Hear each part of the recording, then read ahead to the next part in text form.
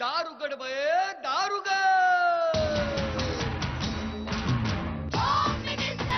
कोणाला बघ शाळेला उशीर होतो. आज कामवाली बाई पण नाही आली. पदरावरती सरकारीचा मोर नाचरा हवा, संसारातून वेळ काढून खेळ खेळूया नवा. मानतेकर पैठणी घेऊन आला. वहिनी उघडताना जा. रोज वस्तूचं देणार.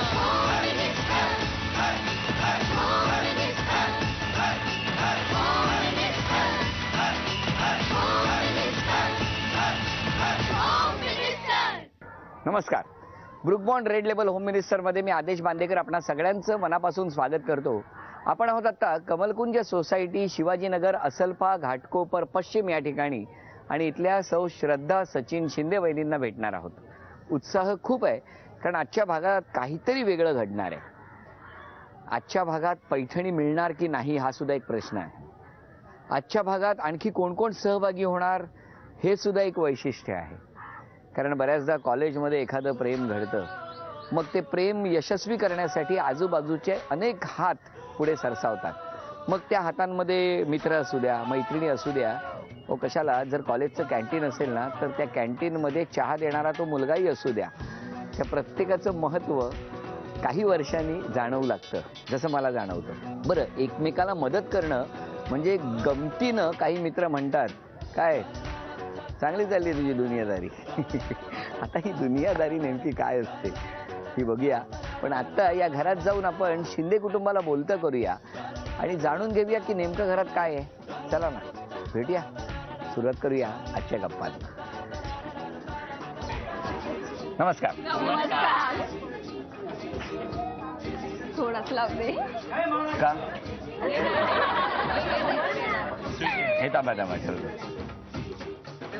धन्यवाद धन्यवाद. उखाणा घ्या. जन्म दिला मातेने, पालन केले पित्याने, सचिनरावांचं नाव घेते पत्नी या नातेने. क्या बात आहे, अभिनंदन. आता सगळ्यांची ओळख करून द्या. हे माझे मिस्टर सचिन शिवाजी शिंदे. नमस्कार. त्या माझ्या सासूबाई सुनंदा शिंदे. शिवाजी शिंदे माझे सासरे. नमस्कार. त्या माझ्या आई आहेत. नमस्कार. आणि ते माझे वडील. नमस्कार बाबा. सुभाष गाड ते माझे काका. नमस्कार. ह्या माझ्या ननन आहेत. नमस्कार. आपण ननन ननन. आणि मामी त्या नमस्कार. ननन आहेत. नमस्कार. तिकडे मामी आहेत. नमस्कार. बाकी सगळे कमलकुंज सोसायटीचे आणि सह्याद्री थांबा, तुम्हाला दिसतायत, मला नाही दिसत. नमस्कार. चला सुरुवात करूया गप्पांना.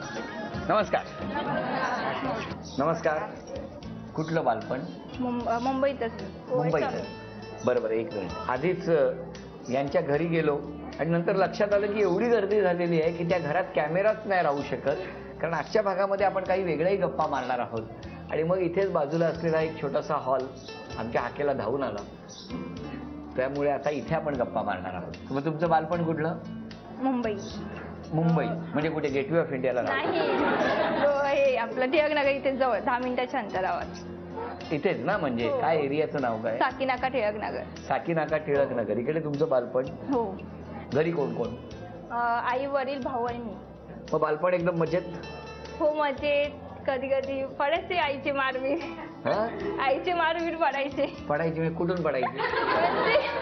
हा, भेटायचे असे कधी कधी, जास्त अभ्यास किंवा मस्ती बिस्ती केली की. काय मार मिळायचा? हो. अरे बापरे, म्हणजे आई खूप मारायची तुम्हाला? खूप नाही, थोडस. ते सगळ्यांचे आहे. आता मला पण कधी काय छोटं बाळ होत की मी पण त्याला शिस्त लावण्यासाठी करणारच ना. काय काय काय तुम्हाला काय? छोटस बाळ झालं की मी पण त्याला शिस्त लावण्यासाठी करणारच ना. अच्छा, बाळ झालं की?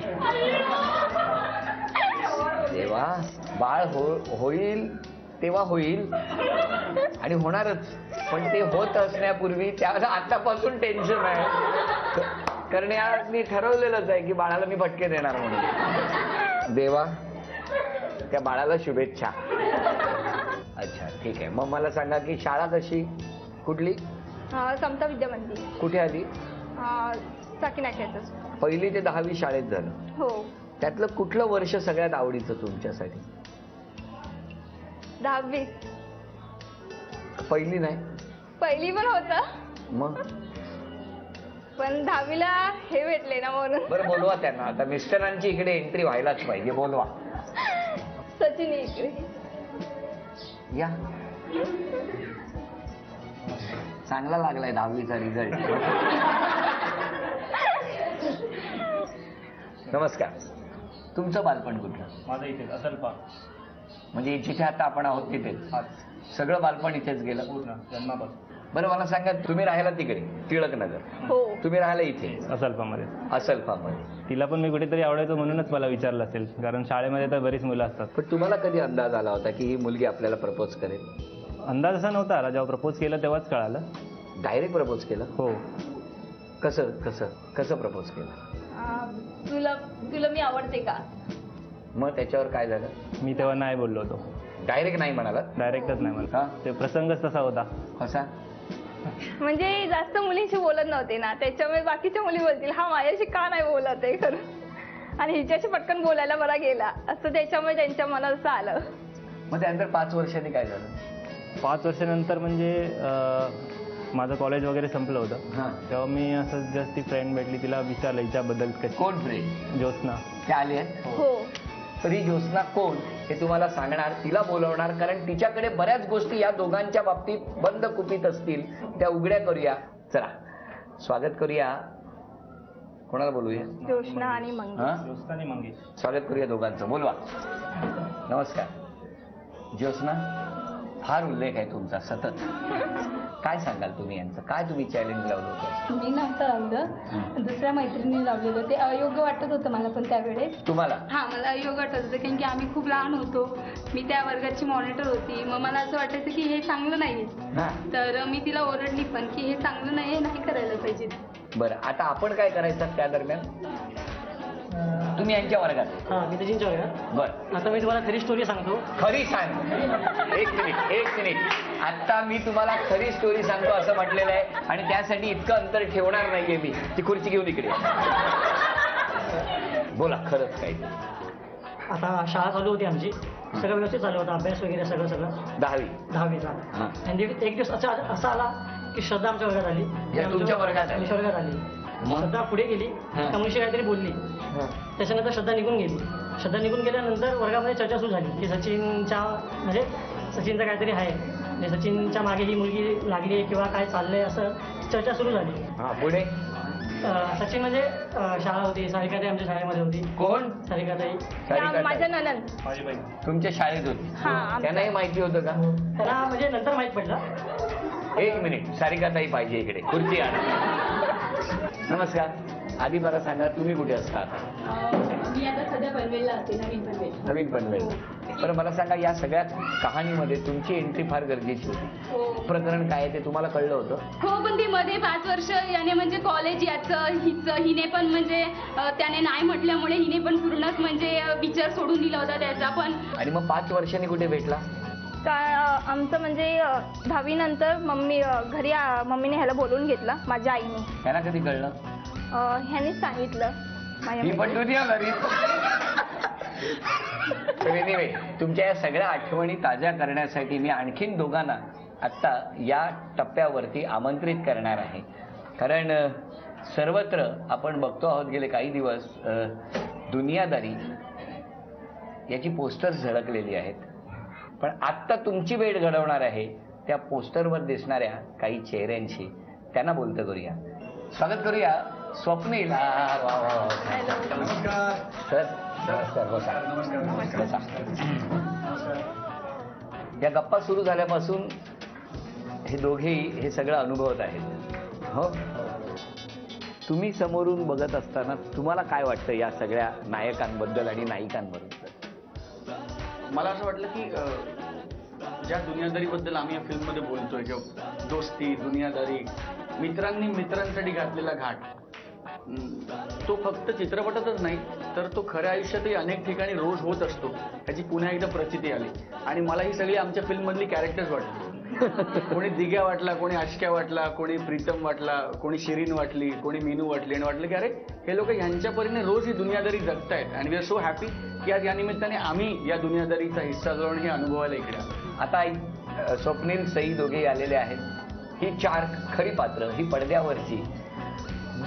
आनंद यांच्या आयुष्यात यांना मिळालेला आहे आणि ही मंडळी तुम्हाला आनंद देण्याचा प्रयत्न करताय.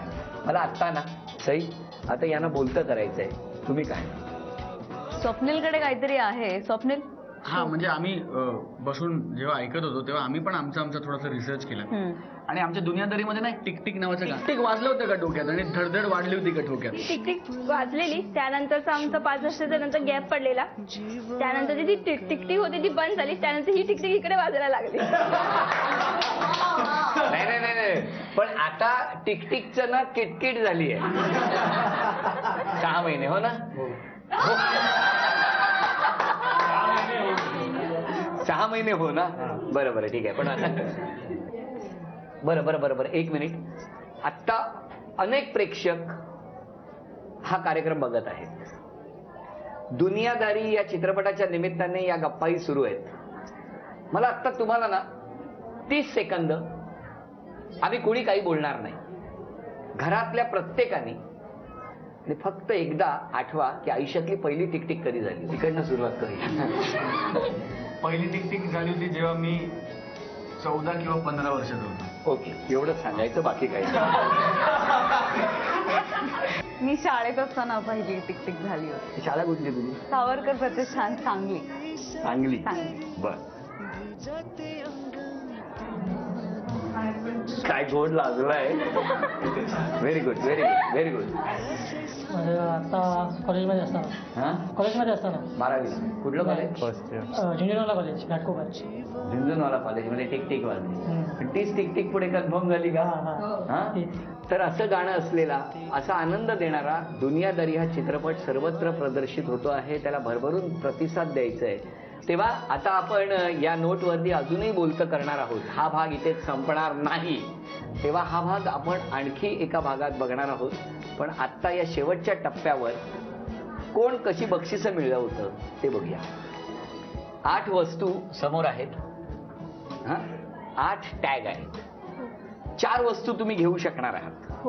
पण अट एक, जर 1 रुपयाचा टॅग मिळाला ना त्या वस्तू बरोबर तर 4ही वस्तू तुमच्या. आणि नाही मिळाला तर काही नाही. तुम्ही मदत करू शकता. तुम्ही दोघांनी जर आता एक वस्तू उचलायची असेल तर कुठली उचला. दोघे मिळून.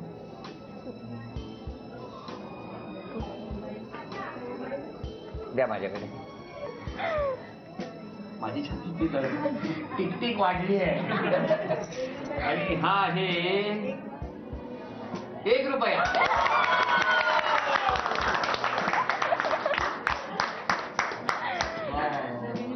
तेव्हा मोबाईल तुम्ही उचलला आणि 1 रुपया तुम्हाला मिळाला. आता मला तुम्हाला सांगायचंय की आता तुम्हाला यापैकी कुठल्या वस्तू पाहिजे तुम्ही फक्त सांगा. आम्ही आमच्या हाताने फक्त आहेर म्हणून देणार. कुठलं पाहिजे. गॉगल. थांबा मॅडम त्यांना गॉगल द्या आणि ते टॅग पण द्या कारण पैसे सुद्धा आपण देणार आहोत.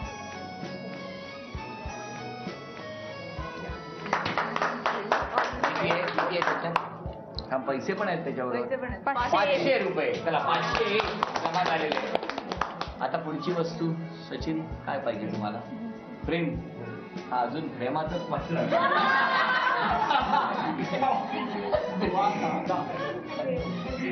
काय खरं नाही. या चला 2. 5 रुपये मिळालेले आहेत. त्या म्हणजे 506 रुपये झाले. आता एक संधी शिल्लक आहे. काय वस्तू पाहिजे ती घ्या. थांबा सासूबाई पुढे या. द्या. हा उचला द्या.